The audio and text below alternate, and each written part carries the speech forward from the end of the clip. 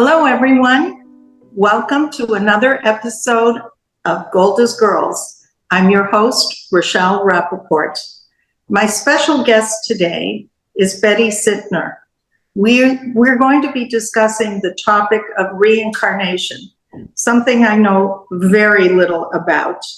And so I'm looking forward to learning some new and interesting facts. Betty has been giving talks on different aspects of Jewish spirituality for the past 20 years. For most of her career, she has been an advisor and consultant to multinational corporations and nonprofit organizations. She has lectured at business schools in France and in Canada. Betty has also authored books in French on organizational behavior for the Laurentian University Press. She has been sought out for her ability to blend spiritual concepts with business principles. Welcome, Betty. So nice to have you here to discuss this fascinating subject. I'm really looking forward to learning. So firstly, I wanted to ask you something that never occurred to me. Is reincarnation a Jewish concept? It would never have seemed that would be the case as far as I was concerned. Okay, so reincarnation is absolutely part of Judaism. It's in the Torah. It's in our daily prayers. We'll probably talk about that a little bit later. And it's just part of our history. The very fact that we have the concept of a soul that's mentioned right from the beginning of Judaism, we have a soul. So what does that mean? And what happens to it when we're not here?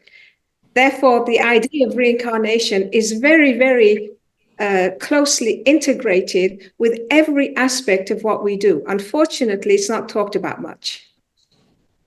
Well, that's really interesting, because in my wildest dreams, I would never have thought that there was a connection between reincarnation and our Jewish religion. So is it mentioned in the Torah? You mentioned that it's in the Torah. Is it mentioned in our daily prayers? Okay, so the spiritual aspect of Judaism, the esoteric side of it, is alluded to, and it's more hidden. So that if you're reading through the Torah on your own, with no guide, no spiritual guide, nothing, you're just reading it on your own, you could just gloss over the references to the soul and to reincarnation, but it's there. So, for example, the word soul, neshama, is mentioned. So therefore, we have a soul because we talk about it. There are instances in the Torah. The Torah is full of prescriptions for life. What some people consider to be rules, commandments, but they're really basically prescriptions. And that if you transgress some of the behaviors that we're supposed to exhibit, a very severe form of consequence. In spirituality, we don't talk about punishment, we talk about consequence. A severe form of consequence in the Torah is the word karet. And unfortunately, it's often understood to mean you'll die. But what the real translation means is that soul will be cut off. Your soul is distancing itself from its source of nourishment for the purpose why that soul is here. So a deeper reading of the Torah will give us the meaning behind what is a soul. Now, more specifically, there are stories in the Torah where, again, if you read the story, you truly understand it's referring to reincarnation. Would you like me to give you an example now, or shall we save that for later? Well, I'm curious, so I'd like to hear it now, please. So some of the stories in the Torah seem very unusual. The reason why they're unusual is because you can't interpret things at a surface level. You have to go a bit deeper. One of the very intriguing, unusual episodes in the Torah is for those who are familiar with the story, we have Abraham, Isaac, and Jacob. Jacob had 12 sons. Joseph was sold to Egypt and came back. Those 12 sons, the leader of the 12 was Judah. So Judah was a leader of the tribe of Israel. And I'm going to cut this story short. So he has 3 sons.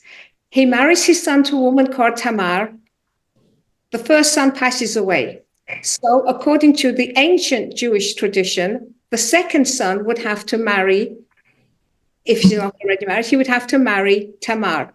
So the second son marries her. He also passes away. I'm glossing over the details. So Tamar goes, now I have to marry the third son. Good question. He goes, bad track record. So he has to come up with an excuse. And he says, when he grows up, you can marry him. So time goes by, and she sees nothing's happening. Now, why is it that it's necessary for the brother to marry the wife, the widow? And it says in the Torah, so that the deceased will continue to live on. That's the illusion of reincarnation. So let me just finish the story. So you've got 2 dead brothers and you've got a third son. So the unusual part of the story is now she's stuck because out of respect for her dead husband, she feels it's her duty to produce an heir who would be continuing the lineage, not from the perspective of physical inheritance to inherit the land, but more the spiritual continuation of that soul. So she devises a plan. She dresses up as a harlot. She goes to the gates of the town where everyone has to pass in. And there's a specific area where women like that would be hanging out. And she knows that Judah's coming for the sheep shearing. So Judah, the head of the tribe, and this is an actual story from the Torah. It's not a commentary. If you can look it up. So the head of the tribe is coming with his attendant and with the sheep, and he sees the harlot. What he thinks is a harlot is actually his daughter-in-law, and they strike a deal, and he goes off with her. They do the deed, and he says, I wasn't intending to spend money. I can't pay you.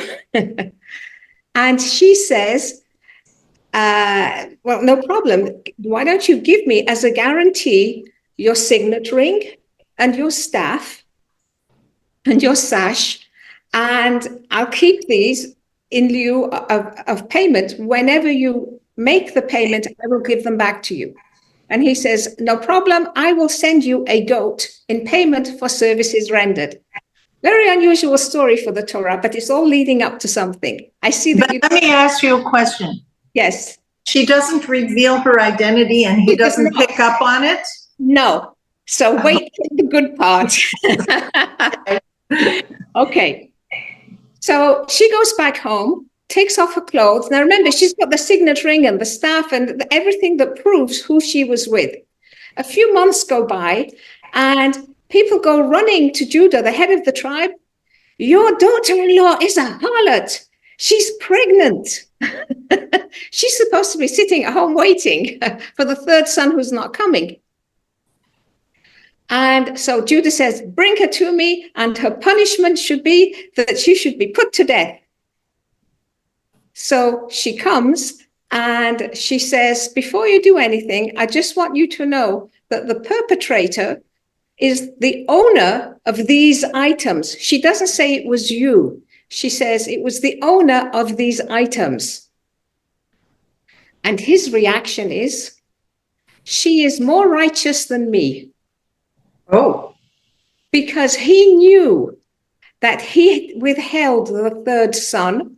He knew that he was withholding the reincarnation of the 2 sons who had passed away. Therefore, he said, she is more righteous than me. Okay. So how was he withholding the son? I thought the son was too young to be with her. That was an excuse, and the years passed and the time came and she's still waiting. Oh, wow. Now, what's the end of the story? The kicker to the story is this. Let's get back to the reincarnation part. She's pregnant with twins, one for each of the husbands who passed away. Not only that, when he says, she is more righteous than me, of the two sons, one of them becomes the ancestor of King David. So our King David is part of his ancestry was this situation.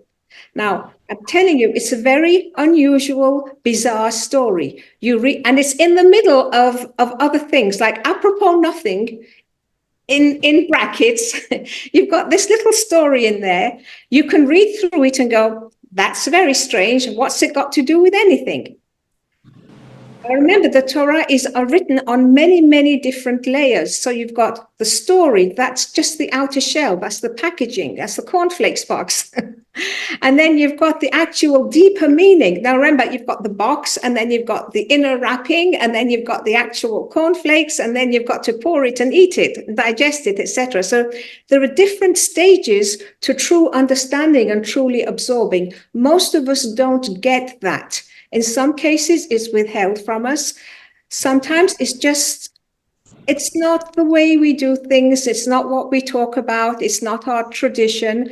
There are traditions in Judaism where spirituality is part of everyday life, whether it's astrology, reincarnation, any aspect of spirituality. It's just part of everyday life.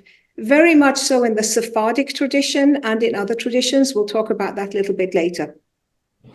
So to come back to this story of reincarnation, the word reincarnation isn't in the story. It's implied. So when you have the Torah, it's one book. And if you take out the commentary and the English translation, it's a skinny book. It's not, I'm talking about the 5 books of Moses. It's not like the old telephone books, okay? It's a relatively slim volume. However, for the past 3,500 years, we've had all these commentaries upon commentary and upon commentary. Every single year, more and more books will give you explanations. Why is that? Because there are so many levels. It's so deep. And reincarnation is just one aspect. It's one of the hooks to understanding what is Judaism all about. So it won't tell you everything. It's just a door to enter into the spiritual realm. It's fascinating. So as far as reincarnation is concerned, according to the Jewish perspective, is it always going to be that the soul is reincarnated in a good way or a bad way, or could it be either or? Okay, so when it comes to spirituality, there isn't good and bad. There's appropriate, there's inappropriate. And there are consequences that can be positive consequences or negative consequences. So according to how you live your life, that soul will, in the next life, will have it easier or more difficult. That's the Jewish perspective. So it's not a punishment, it's a consequence. Oh, interesting. Okay. So why is reincarnation not talked about or commonly discussed in terms of Judaism? So as I said, there are certain streams of Judaism where it's in the open, and there were periods of time when it was more revealed. Mm-hmm. So, for example, in today's world, right now, the groups that embrace the idea of the soul, meaning why are we here, what's the purpose, and the body is a tool for the soul, we tend to think that we are the beginning and end of everything. We are in this life, but we're here for a purpose, and we have a soul that animates us, because when you're dead, the body's gone, but the soul lives. So sometimes people ask the question, is there life after death? Well, it should be, is there life after life, because the soul never died. So And I'm not answering your question. Could you just read that? Yeah,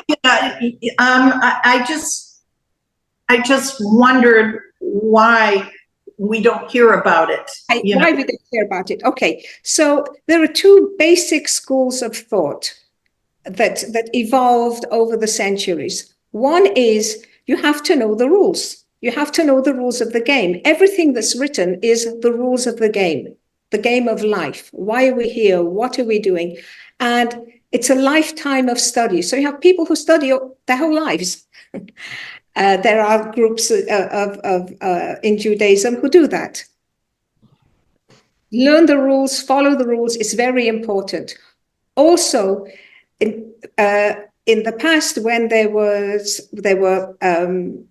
like the Holocaust or pogroms when we had a decimation of the learned hierarchy in our society, there was a fear that the way of life, the rules would be forgotten. So the focus was more on, these are the rules, this is how we do things, you don't ask questions, you follow. And it's important so you don't lose our traditions. That's one aspect. The other aspect is, why should I? What for? Why am I doing this? And spirituality and understanding the mechanism of reincarnation, in addition to other perspectives, gives you an insight as to why you do things. So in Judaism, there are two streams. You need to do and you need to understand. The focus has been more on the doing and less on the understanding. And some people will say, well, understanding means understand the rules better. That's a different level of understanding. The deeper level of understanding is, how is this helping me in my role in this life? How is my eating certain foods or behaving in a certain way? How is that helping me leave a positive imprint on humanity? Because we're taught that we are supposed to be a light unto the nations. We're taught that every single life matters. Therefore, if you save a life, you save the world. We're also taught that every person is born because they have a mission. So we all have a purpose. Yes, we need to know the rules and follow the rules. But what is your mission? What does that mean? How do you tune into that? That's the spiritual part that unfortunately has been forgotten over time. So if an individual does a lot of mitzvahs, a lot of blessings, yes, follows what they're supposed to do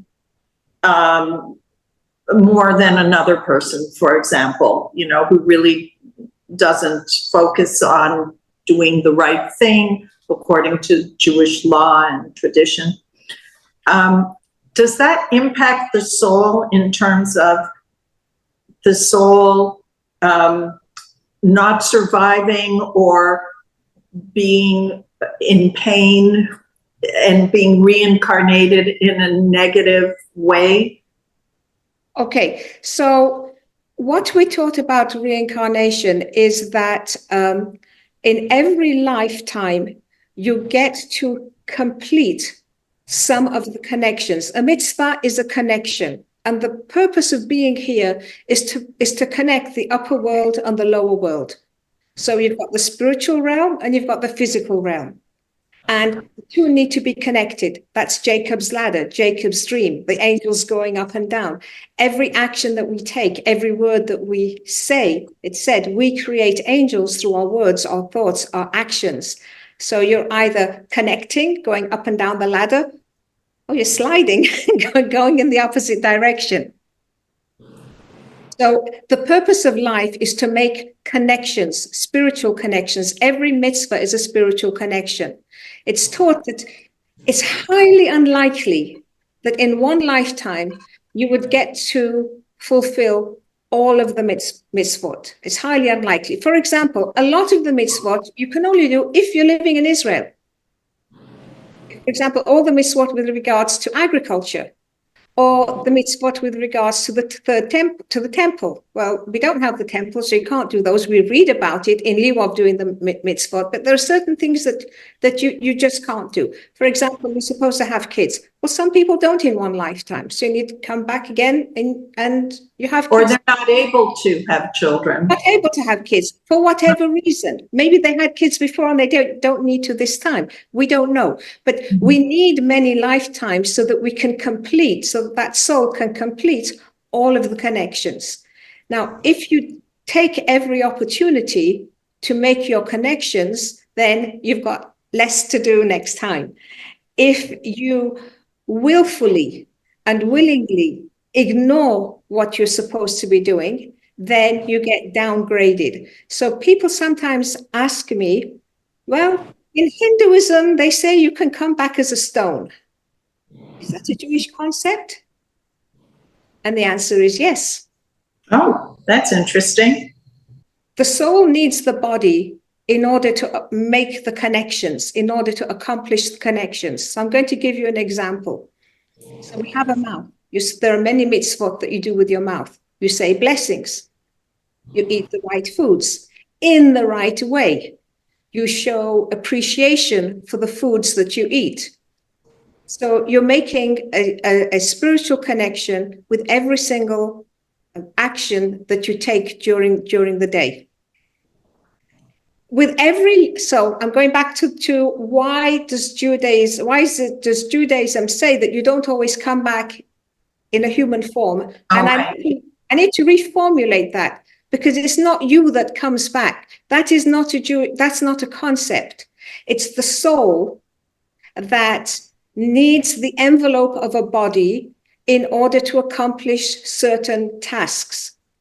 So let me stop you there for a second, because I find that very interesting and confusing at the same time. So you're saying that the soul needs the body, the envelope, but the soul isn't you. So if you're doing all these wonderful mitzvot in your life, then your soul is not from you? I mean, I don't understand that. Okay. From when the body and the soul are together, it's a partnership. It's a partnership in this life. Mm-hmm. The body needs the soul for life. When the soul is gone, there is no life. So it's a symbiotic relationship. The soul needs the body in order to perform certain things. The body needs the soul in order to be alive. So therefore, it's a partnership. Right. Once that soul separates from the body and it returns to complete making more connections, like if Betty comes back, it's the soul that inhabited Betty will come back, but it won't be a second Betty. Oh, I see. Okay.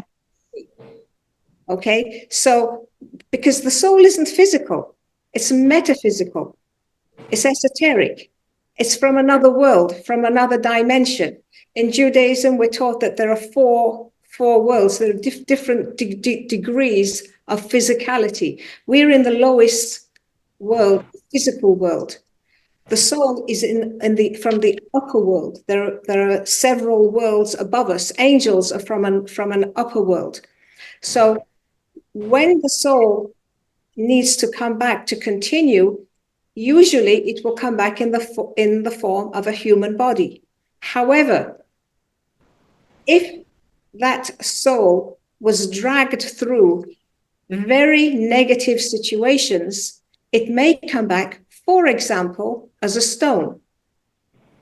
So we learn that everything has a spark of divinity. Mm-hmm. Everything has a soul, animate and inanimate. So a rock has a spark of a soul. It's part of creation. Therefore, it has a spark of divinity. Grass has a spark of divinity. Everything does. So if you have disqualified yourself from the privilege to make spiritual connections, then you could end up, when I say you, that's wrong of me to say that, the soul could come back, for example, as a rock that can't do anything. And that is a disastrous consequence to be stuck, not able to talk, move. And there's the expression, the walls have ears. So the spark of the soul in the stone has a spiritual level of awareness. When we say ears, you're not physically hearing, but vibrationally there's something there. Mm-hmm. That's why we have the concept of healing stones and healing crystals, because there is a spark of divinity in them. There is something positive in them. It's reflected by the color, by the refraction of the light, etc. So, and it's not just stone. One of the reasons why you say a blessing before you eat anything is so that you are absorbing, taking inside you positive energy, positive sparks, not negative. Because if your carrot and your lettuce and your glass of water has a spark, not a fully developed soul, but a spark of a soul, an imprint of a soul, you want it to be positive, not negative, firstly. And secondly, why do we need to eat? We could have been created, don't need to eat. Why do humans not have photosynthesis? If God had the ability to do anything he wanted, and plants have photosynthesis, why not us? Why is it so complicated for us to do that? Because every time we eat, we are releasing and elevating the spark of divinity that's in everything that we eat. And that's one of the reasons why we say the blessings. So every act of eating can be fill your stomach, or it can be gratitude, thank you, God, for the food on my plate. And an even higher level is, I am eating in order to be part of the circle of life, of the circuitry of the soul, the spiritual circuitry. So we're familiar with the concept of circle of life from a DNA genetic perspective, but there's also the circle of the life of the soul that we are part of, and we have the ability to tune into it or tune out of it.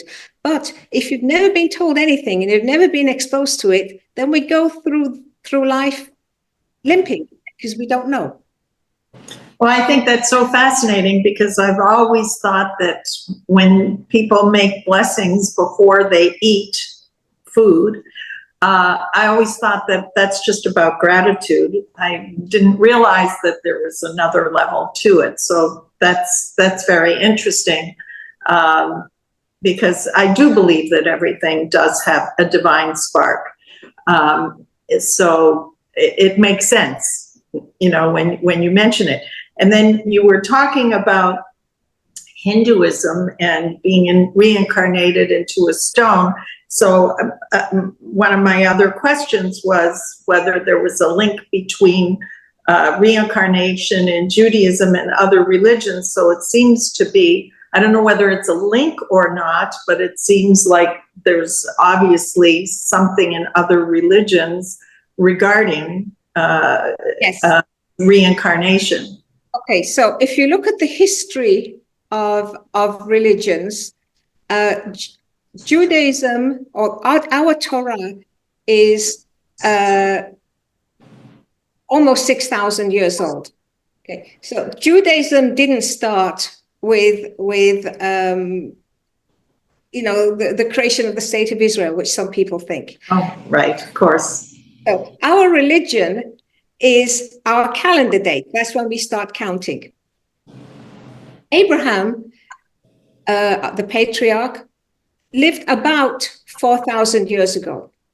And in the Torah narrative, it says that Abraham's wife, Sarah, passed away. He married a woman called Keturah. He had children with her. And then it says he gave everything that he had to his son Isaac. from Sarah. He gave Isaac everything. And then the text says, and he gave gifts to the other sons and sent them to the land of the east. So this is the part where you need the commentary, the explanation. Okay. Yeah.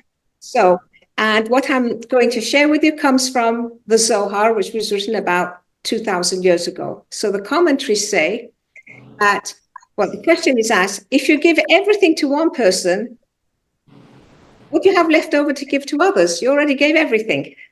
So we're not talking about physical inheritance. We're talking about spiritual teaching. So Isaac got the full measure of the spiritual inheritance, the spiritual teachings. His other sons got part of it, and he sent them to the land of the east. Zohar says that the land of the east is where Hinduism began. Oh. Now, so what is a Hindu priest called? Brahman. Brahman from Abraham. And there are other commentaries that say that, this is actually in the Zohar, that some rabbis were traveling and they come across someone from the land of the east with their books. And they say, look at our books. So the rabbis look in the books and they go, everything that's in there is correct. This is the wisdom, and it's called the wisdom of the children from the lands of the east. These were the descendants of Abraham. And it says, everything that's in there is correct. However, it's partial. This is what the Zohar says. It's partial. It's not the full story. It's part of it. But it works for that group. We have different families of souls. If you're from the Jewish family, we have our way. If you're from the Hindu family of souls, you've got your way. But that link is actually in the Torah text. When you look up the life of Abraham and the gifts that he gave and that he sent his children to the land of the east. But again, without the extra commentaries, you just read through the story and goes, well, he wasn't very fair. He gave one son more than the others, but you don't get really what's behind it. That's fascinating. The other thing I was wondering about was, is there a connection between Cabala, I'm assuming there is, Cabala, and reincarnation? I mean, is that talked about in Cabala? Okay, you have to define what Cabala is. So the word Cabala means to receive. Mm-hmm. Okay? So, and from a spiritual perspective, why was the world created? Because God wanted to share, and there needed to be an entity that could receive. Therefore, mankind, we are receivers, not takers. It's a difference. We are to receive. And what is it that we are receiving? We're receiving spirituality. So, for example, when you welcome Shabbat, Friday night, it's called Kabbalat Shabbat. Right. Welcoming in, you're receiving that spiritual inflow on Friday night. So today, unfortunately, there's a misunderstanding between Kabbalah and Judaism and spirituality. It's all one. Judaism is Kabbalah. It's the wisdom that we have received. But you need to be open to receiving. So you can be born Jewish, but you didn't receive, you're not open to receiving. So therefore, we need to study, we need to relearn what we already knew, meaning what the soul already knows. We have to go through the motions of relearning. Is there something I seem to recall reading about it many years ago, about Cabala, that it's not everybody is ready to, you have to be at a certain whatever level, maybe spiritual level, in order to even study it. Is that correct? Or? Yeah. And absolutely, because it's the story of the Sorcerer's Apprentice. You remember the Disney movie, The Sorcerer's Apprentice? Okay. Yes. So a little bit of knowledge can be a dangerous thing. Right. We need to be grounded. We are in this life. And I can buy a plane ticket and sit on a plane and go from here to LA. In order to sit on that plane, I don't need to be a mechanic. I don't need to be a pilot. I don't need to be a physicist. But I can just buy the plane ticket and go for the ride.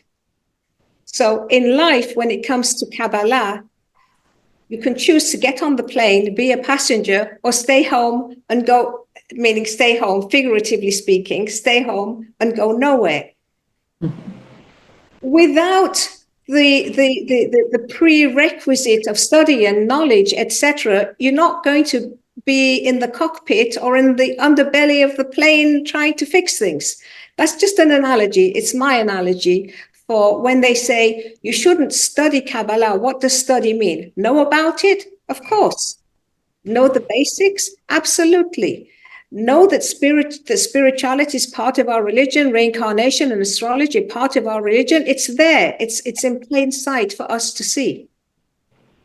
I just want to mention this, talking about hiding in plain sight.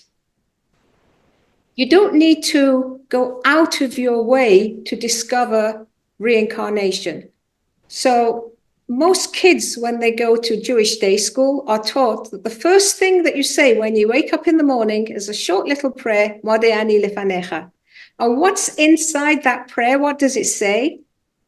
English translation, thank you for restoring my soul to me. Now think about that. Firstly, you've got the word soul, and then you're saying, thank you that it came back to me. So where did it go? So we have the concept of soul. And if the soul didn't come back to you, where would it go? And what would happen to it? So that's just, the Modeh ani is sort of shining a light on a concept, but it's not telling you much, but it's there. That's when you wake up. Now, what about when you go to bed at night? So most people are familiar with the Shema. It's a prayer that's said several times during the day. At night, there is a paragraph that's said before the Shema. It's not in every single prayer book. It's in the Sephardi prayer book. I believe it's in the Chabad prayer book. And this paragraph says, before you actually say the Shema, you say, I forgive everybody. I'm sorry, I forgive? I forgive. Now, what's interesting, it says, I forgive everybody who may have hurt me in this lifetime and in previous lifetimes. Oh, interesting. So it's in the Art Scroll, Sephardi prayer book. You can read it. I think it's in the Ashkenazi version too. It says, I forgive everybody in this lifetime and in previous lifetimes. It's not a commentary. It's not a footnote. It's in the prayer. So and this is before you go to bed. We're not talking about Yom Kippur and saying, I'm sorry. Yes, exactly. Every night before you go to bed. Yes. So our day has two bookends with thank you, soul, and you go to bed. And I'm letting go of any resentment that I may have brought into this life and I'm still carrying with me. You know, some people are born miserable, unfortunately. Some children are happy, some children aren't. We are born with baggage. So reincarnation explains, where did that baggage come from? Interesting. So I'm wondering then, if that's the case, we're born with baggage, and if there's some reason for that connecting back to the soul, which it sounds like there is, can anything be done about that? So say that that soul has reincarnated and into a life that's not very positive, that's not very good. Is there anything in the religion that that teaches about a way in which you can improve that? Yes. So there are many, many, many things that we can do. And this is why I say the Torah is a prescription for life. Mm-hmm. Firstly, you have to know about the prescription, and you can say, Okay, so prescription is not for me, so you can choose not to. One of the basic tenets of Judaism is that this is the world of free choice. You can choose. Nothing's forced. You can't force somebody to love. You can't force somebody to want. You can go through life mimicking the motions, but is your heart in it? Mhm. So what are you doing? The first thing is, what's your intent? In Hebrew, the word is kavanah. What's the thought behind everything? What's your intent? You can do things with a positive intent or a negative intent. You can go, oh, I have to say this prayer? Really? Well, just in case, maybe I should. You haven't made a connection. You haven't done anything for your soul. You haven't moved forward. You've done nothing. But if you go through life with the idea that life is good, I am good, the world can be great, I'm going to do my best. It's our duty to do everything in our power to accomplish what we can. And at night when you go to bed, you should be able to tell yourself, God, I did everything I could, and the rest is in your hands. So we don't always get the results. You can tell yourself, I did everything, I didn't get the results, my life is still miserable. But you can be happy that you did everything in your power to do what you can, and that's the free choice. So as you go through your day, you can be not just uplifted, but be uplifting. The best way to uplift yourself is to help others. You're right. This religion is one that is like the best psychologist that or therapist that gives you a roadmap for how to live your life, not just on a do this, do that, but like your thought process as well. So it's very very positive and very helpful in sort of navigating your life and in difficult situations. Yeah, so there is also a concept that life is a test. So people will say, why do bad things happen to good people? Right. So, there was that famous book by Harold Kushner, I think it was, with that title.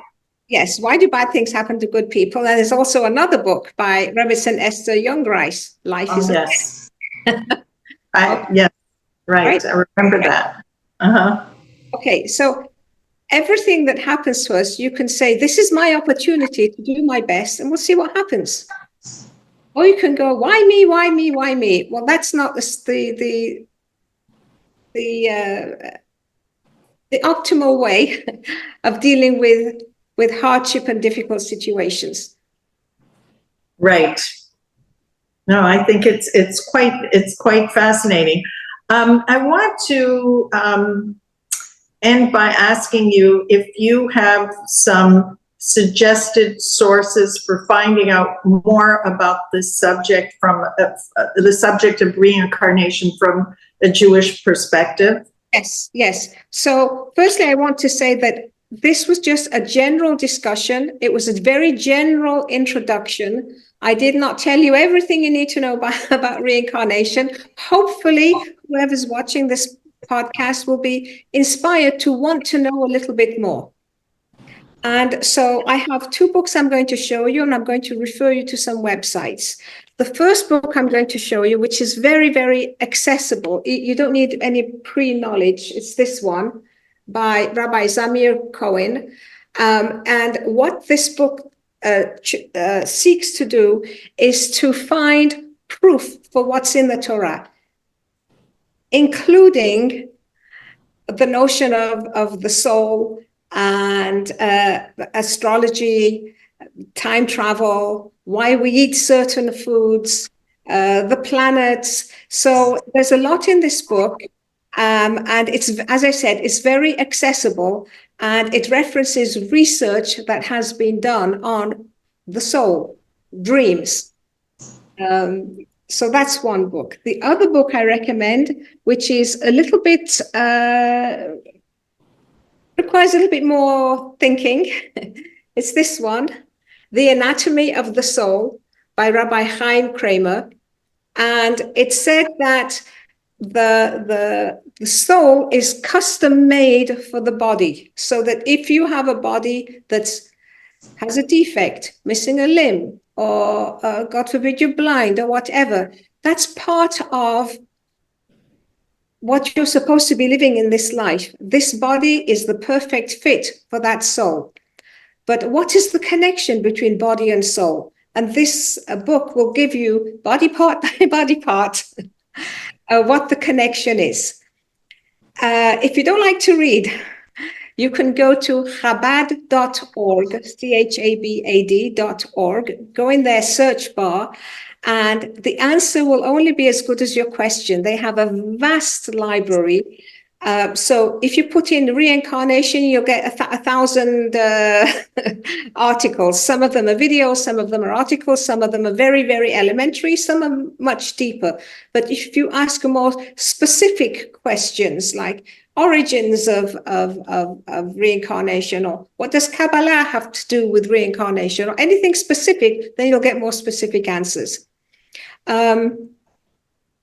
As I said, there are many, many, many resources, and you can just Googling is something I don't recommend unless you know specifically what you're looking for, because there are many non-Jewish groups that portray themselves as Jewish, which is fine, but if you want authentic Jewish answers, then that's what you need. If you're Christian and you want to get the Christian perspective, then those websites will work for you, but it's not always easy to differentiate. This is one of the reasons why they say you have to have reached a certain level in order to study spirituality, because then again, it's the sorcerer's apprentice, and you'll start looking on the internet and get misled because you didn't know what questions to ask. Right, I understand. And if you'll email me later, those titles again, and we'll post it, when we, before we air, and on the website, so that people can take a look at those particular books that you were mentioning and any other sources that you might have. And I actually found it interesting that you mentioned time travel. Another thing that I would never, ever, ever have associated with any kind of Jewish religious thought. And if you don't mind my asking, are there biblical references to time travel? It is actually in the Torah narrative. There are several references to time travel. Because I think this is very interesting. And I think that a lot of people would not be aware of that. So, no, if you don't mind, right, we can talk about that. Two instances with regards to time travel. Firstly, when Abraham sends his servant Eliezer to go look for a wife for his son Isaac. And the Torah says it took a certain number of days to travel, and the Torah tells you specifically the starting point and where he arrived. And he's with a camel, not in a race car. There's no way that he could travel that distance in that number of days. Okay, that's one. When Jacob has a fallout with his twin brother Esau because of the spiritual birthright, so he has to flee for his life. And again, you've got the point of departure, the point of arrival, and he did it in one day. How is that possible? So that's in the Torah. And then we have stories of sages, for example, the Baal Shem Tov, who lived in the 1800s, passed away, I think, late 1700s. And there are stories of him where he had to go from, and so remember, we're talking about 1700s, late 1700s. When it comes to the Torah, you can say, well, it's symbolic, it's esoteric. There were no eyewitnesses. It's what Moses wrote, so we could think about it. You're talking about a time when we had books, we had scribes, we have eyewitnesses. And the Baal Shem Tov had to get from point A to point B again, and he needed to arrive before Shabbat. So the horses are traveling faster and faster and faster. There's no way he's going to make it. No way. And then the story goes that all of a sudden, the carriage just, like in science fiction, and he arrives at his destination. The commentaries say in whether it's Eliezer or whether it's the Baal Shem Tov, that it's as if time, that the earth was folding under their feet, but time was just rolling under them. So for us in Judaism, time is not linear. Time is cyclical. So every time it comes to Yom Kippur, we're back at square one. Every Rosh Hashanah, you're back at square one. Every Passover, we learn that you have to read the Haggadah as if you were reliving it. We're back to the same spot over and over and over again. It's like the movie Groundhog Day. You're back to the beginning. We're reliving the same day over and over. We're living the same life over and over.